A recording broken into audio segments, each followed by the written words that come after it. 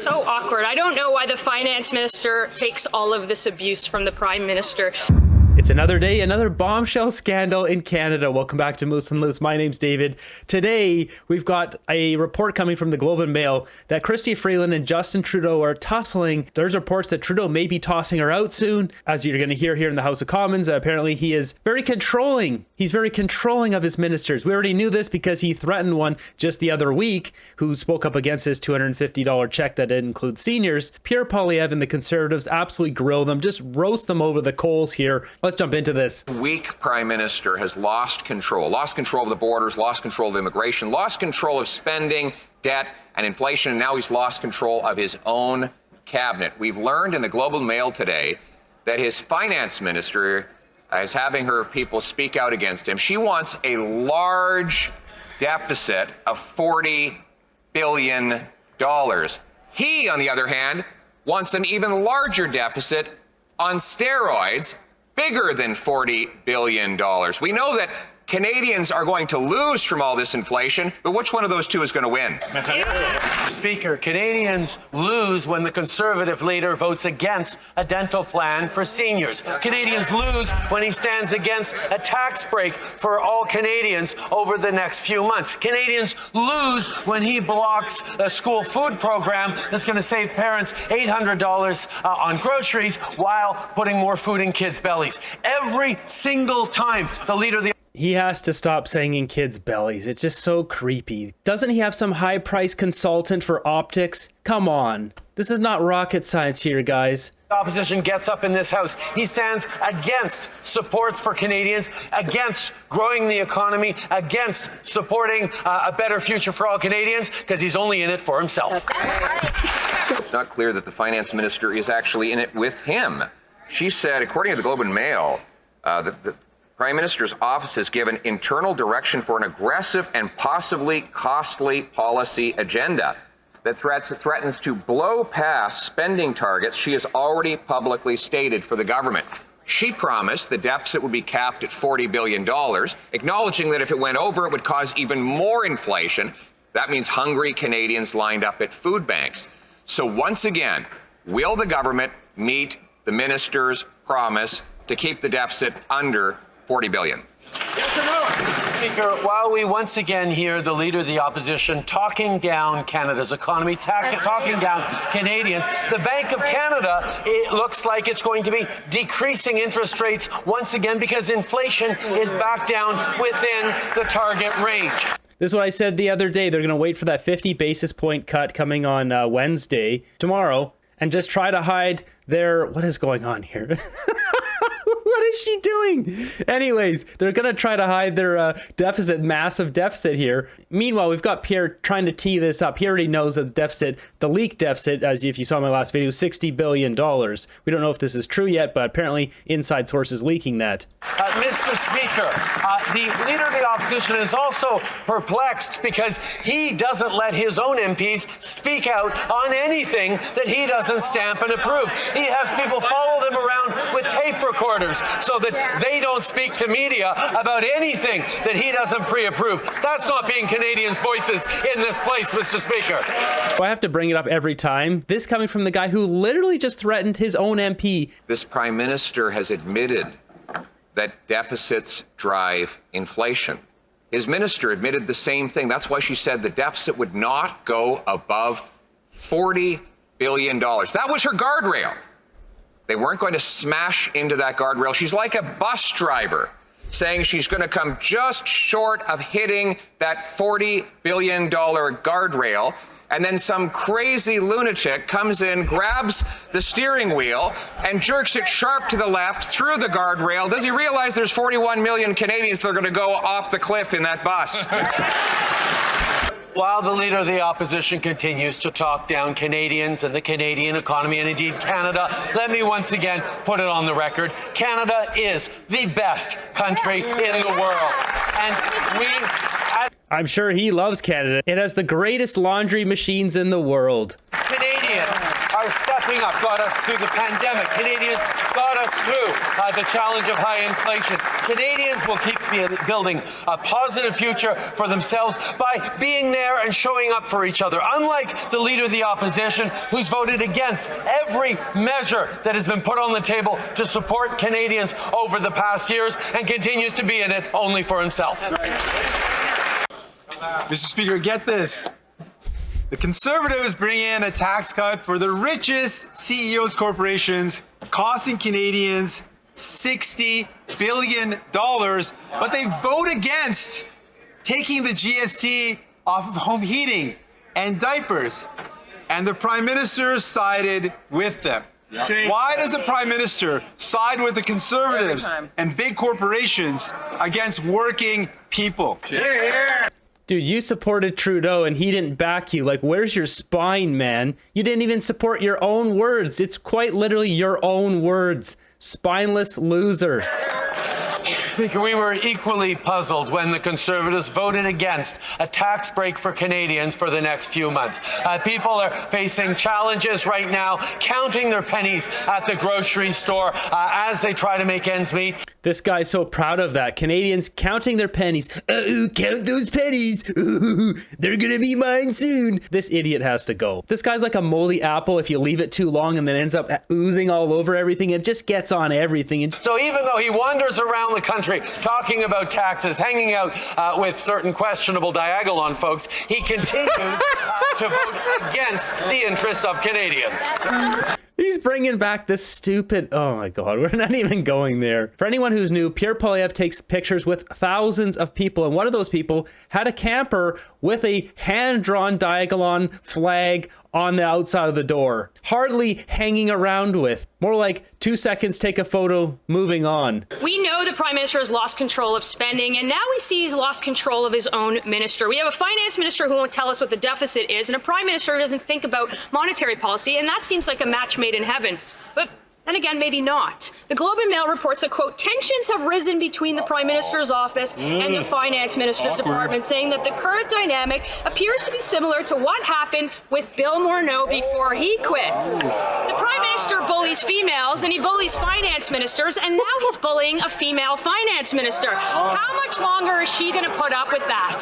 Ooh, scathing. Mr. Speaker, on this side of the House, we are united in and Canadians. And, Mr. Speaker, on this side of the House, we are united in working hard for Canada and Canadians. And in fact, Mr. Speaker, the only would-be bullies in this House are directly opposite. But I am very comfortable standing up to them. I look forward, together with my colleagues, to tabling the Fall Economic Statement on Monday in this House. She sounds like she's reading a script. I think this really did happen. She looks like she's demoralized. She looks like she's about to lose her job. I think Trudeau gave her a second chance from before, well, we're going back 3 or 4 months now. She's probably on her way out. Just look here. So when she sits down, she looks at Trudeau looking for approval. Order. Order. So he's reassuring her here. Your answer is acceptable to my authoritarian regime. At least that's what it looks like to me. She doesn't look like someone who can freely speak. We've got some really other weird behavior here. Check this out. His hand here, he's spinning this thing. I think it's his microphone. Being here to experience that, what a treat. This is someone who's trying to get out their nervous energy. This guy's really stressed out. He's stressed with that question. I bet that was right on the mark. I think those reports are true. People fidget, but usually it's to get out angst in their body. People who are calm and collected aren't going to be grabbing their microphone and just start whipping it around like that. So awkward. I don't know why the finance minister takes all of this abuse from the Prime Minister. She told Canadians that the deficit wouldn't go past $40 billion. That was her own self-imposed guardrail. Now she says everything's fine as her political political career collapses, and so does her credibility, all because of this Prime Minister. 5 senior Liberal veterans and 3 political staffers confirmed to the Globe that the tensions have risen between her office and the PMO over spending. These are the same people who last summer said that she couldn't communicate. We know what the Prime Minister thinks of her, but why does she still have confidence in him? Wow.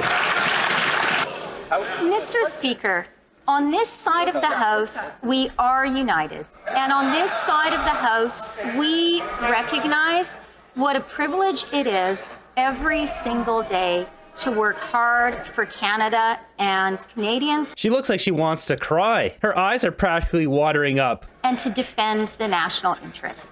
That is what we are focused on every single day. And I would urge the MPs opposite to remember, this is a challenging time in Canada and the world. It is not a time for cheap partisan games.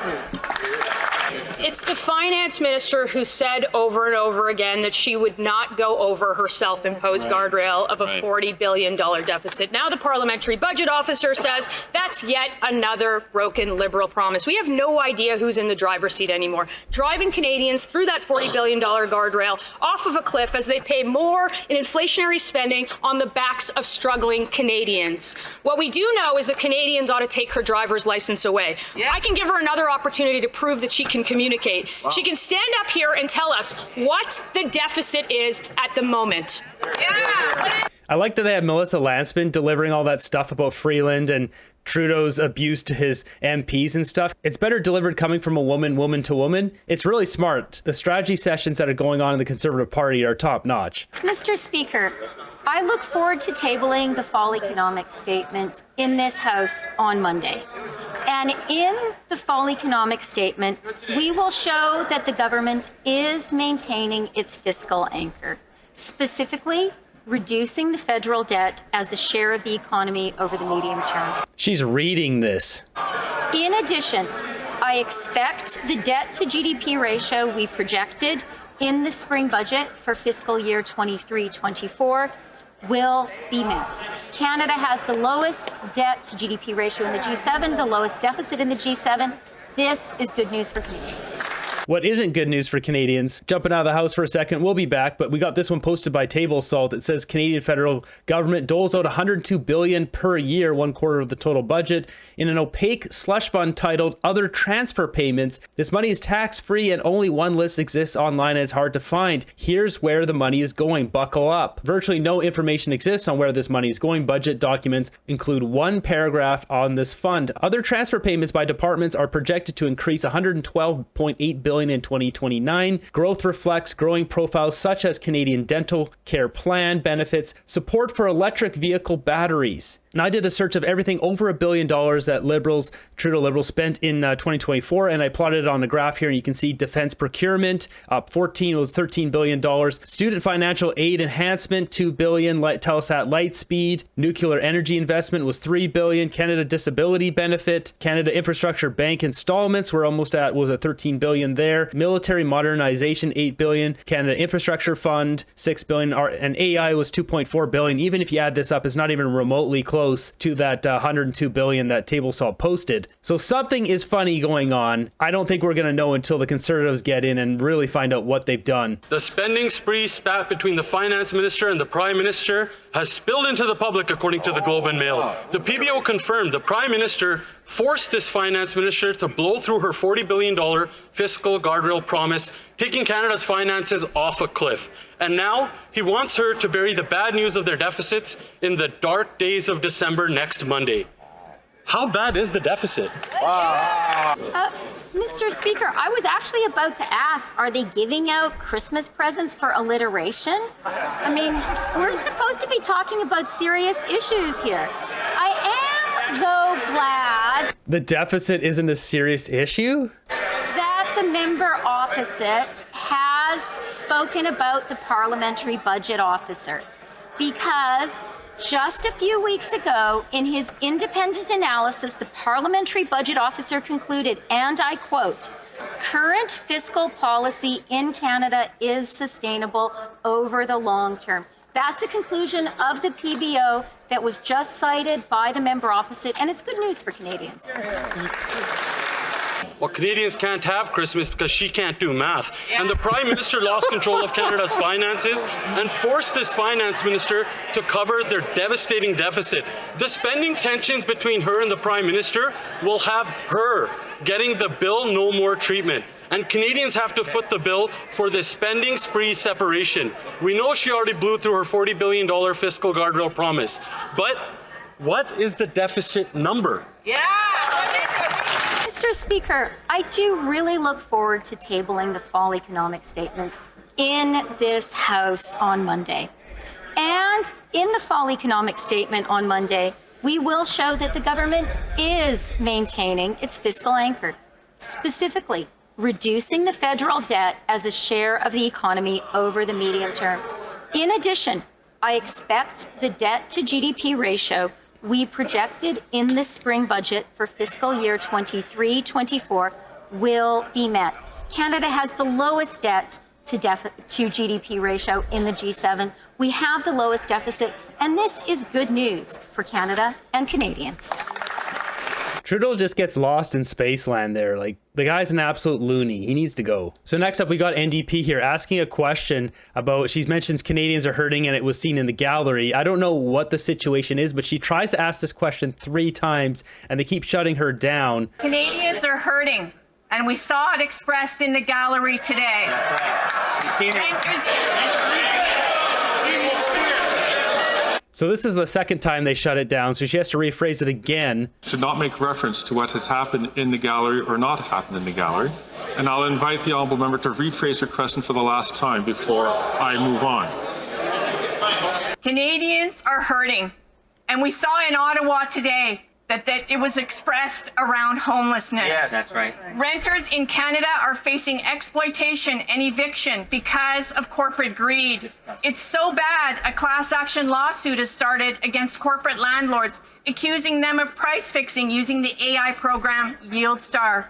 For months, New Democrats have called on the Liberals to protect renters. For months, New Democrats have kept Justin Trudeau in power. You guys don't care. And I agree, there shouldn't be corporate ownership of Canadian houses. Period. We should ban all corporate home ownership. Listen to Sean Fraser's response here. Unbelievable. Mr. Speaker, no one in this country is choosing to be homeless. No one is choosing to live in an encampment.